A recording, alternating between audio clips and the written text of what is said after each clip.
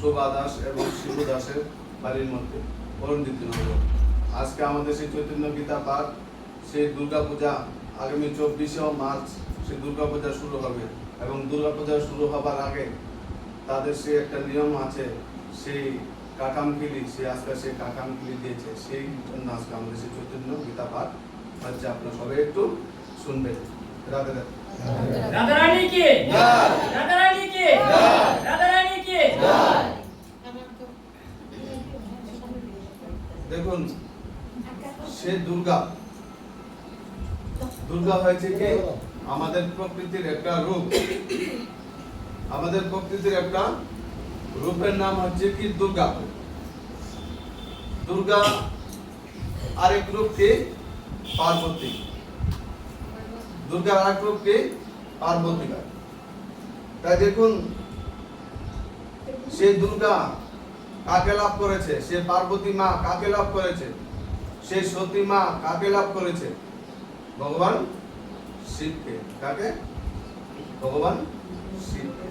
তাই দেখুন, একটু আগে আমরা সবাই গান করেছি। সে গান কি করেছি? আমাদের আসতো গুরু লাগে এবং যাইতো আমাদের গুরু লাগে। মাতাজি একটু আগে খুব সুন্দর গান করেছে, সেই গানটা খুবই ভালো লেগেছে। এবং সেই গানের মধ্যে আরেকটা রয়েছে কি সুর, যে যাবার সময় গুরু ভয় লাগে তুমি যাতে আমার সঙ্গে থাকো।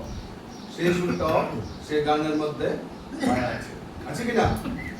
তাহলে দেখুন, আমাদের গুরু ছাড়া আমাদের কোনো গতি নাই। যখন সেই পার্বতী মা শিবের সঙ্গে যখন স্বয়ংবর হয়েছিল,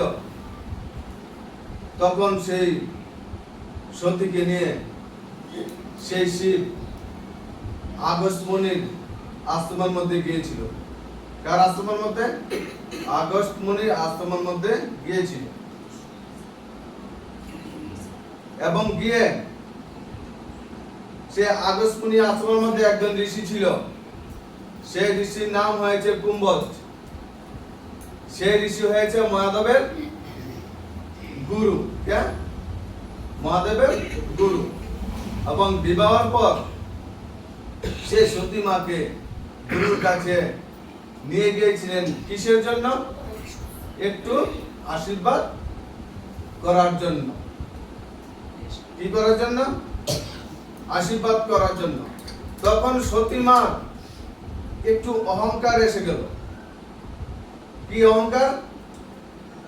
যে ওনার স্বামী হয়েছে বিশ্বনাথ, ওনার স্বামী বিশ্বনাথ, উনি কেন সে কুম্ভজ থেকে একটু ভগবানের জ্ঞান শুনবে? ভাই, কি এসে গেল? অহংকার এসে গেল। এবং সেই কুম্ভজ ঋষির কথা পাত্তা দেয়নি। কি করেনি? পাত্তা দেয়নি। কারণ কেন পাত্তা দেয়নি? কারণ ওনার স্বামী একজন কে? ভগবান শিব। এবং সেই বিশ্বনাথ, আমার স্বামী একজন বিশ্বনাথ, আমি কেন সেই ছোট মোটো গুরু থেকে আমি জ্ঞান শুনবো? ভাই, সে সতী মা একটা ভুল করেছিল। তারপর দেখুন, একটা ভুলের কারণে ওনার কত বড় শাস্তি পেতে হয়েছে। শুধু একটা ভুল না, এরপরও উনি আরো দুইটা ভুল বাই করেছে। কি ভুল করেছে? যখন সেই দক্ষ প্রজাপতি, সেই মাতা পার্বতীর পিতা বাড়ির মধ্যে, ওনার সেই মহলের মধ্যে, রাজমহলের মধ্যে যখন সেই বিষ্ণুর যজ্ঞ আয়োজন করা হয়েছিল, তখন সেই দক্ষ প্রজাপতি কে ছিলেন? সে হিমাচলী দেশের রাজা ছিলেন। হিমাচল প্রদেশের কি ছিলেন উনি? রাজা ছিলেন। এবং সেই শিবকে উনি ভালোবাসতেন না।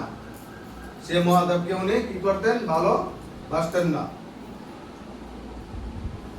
মহাদেবের সবসময় বিরোধ করত। যখন সে বিষ্ণুর যজ্ঞ আয়োজন করা হয়েছিল, তখন সে মাতা পার্বতী সে মহাদেবকে গিয়ে জিজ্ঞেস করতে লাগলো যে আমাদের বাড়িতে তো আজকে সে বিষ্ণু যজ্ঞ চলছে, আমি এখন সে আমাদের বাড়ির মধ্যে সেই যজ্ঞের মধ্যে অংশগ্রহণ করতে আমি যাই।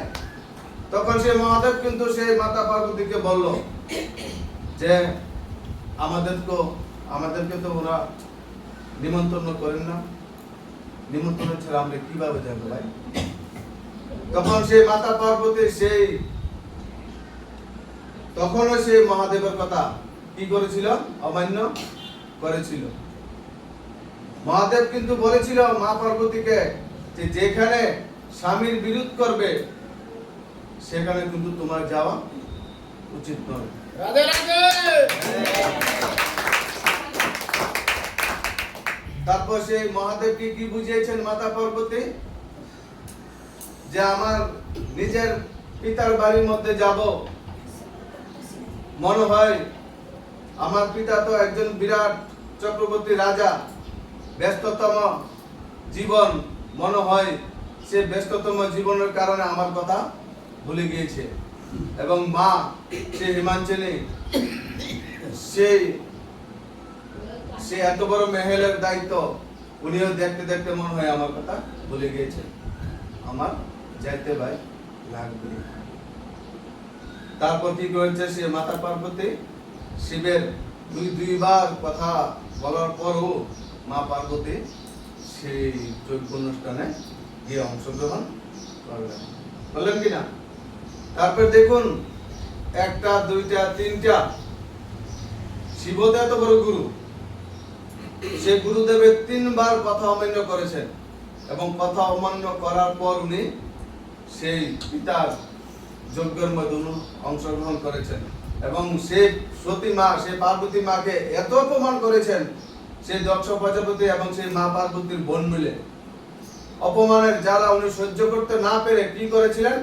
যে যজ্ঞ আয়োজন করা হয়েছিল সেই যজ্ঞের মধ্যে উনি প্রাণ ত্যাগ করে দিলেন। কি করে দিলেন? প্রাণ ত্যাগ করে দিলেন। কার কথা অমান্য করেছে? সে গুরুর কথা অমান্য করেছে।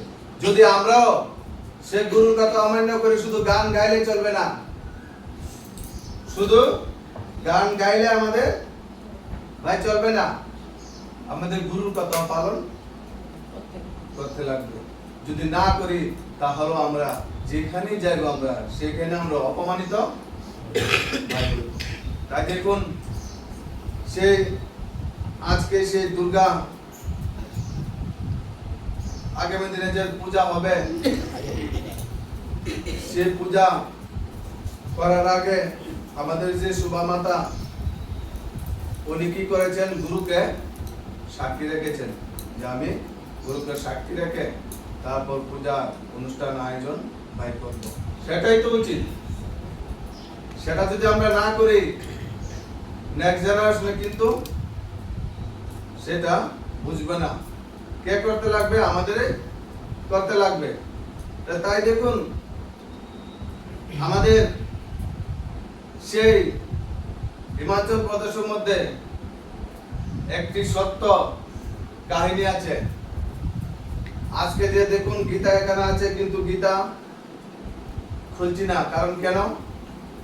সেই পার্বতী মা একটি কি গীতা, সতী মা কি একটি গীতা, আর শিব কি একটি গীতা, ঠিক কিনা? তাহলে যে আমি সেই শিবের কথা বলছি এবং সেই পার্বতী মার কথা বলছি, এরা গীতা, সেই কারণে আমরা গীতার কথা বলছি।